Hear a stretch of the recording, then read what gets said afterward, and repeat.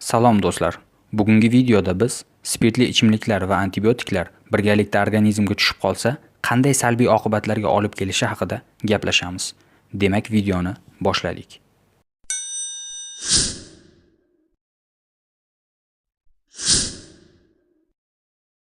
Spirt organizmga tushgandan so'ng o'z ta'sirini ko'rsatib bo'lib, jigarga keladi. Jigarda birinchi bo'lib alkogol dehidrogenaza fermenti orqali asetaldegidga parchalanadi. Asetaldegid zaharli modda bo'lib, toksik ta'sirga ega. Spirtli ichimlikni me'yoridan ko'p iste'mol qilinganda asetaldegid miqdori oshadi va ko'ngil aynishi, qusish, bosh og'rig'i, qorinda og'riq keltirib chiqaradi. Asetaldegid organizmda shundayligicha qolib ketmaydi. Asetaldegid jigardagi aldegid dehidrogenaza fermenti yordamida asetat kislotagacha parchalanib, zararsizlantiriladi.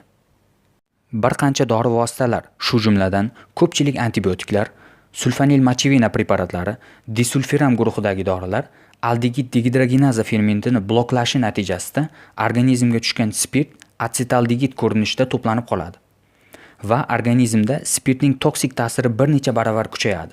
Natijada ko'ngil aynishi, qusish, bosh og'rig'i, qorinda og'riq kuchayadi va shu bilan birga terida har xil allergik toshmalar paydo bo'ladi. Bu video orqali nima demoqchimiz? Antibiotik preparatlarini yoki yuqorida keltirilgan dori vositalarini qabul qilayotganda hech qachon spirtli ichimliklarni iste'mol qilmang. Ushbu video foydali bo'ldi degan umiddaman. Kanalimizni kuzatishda davom eting.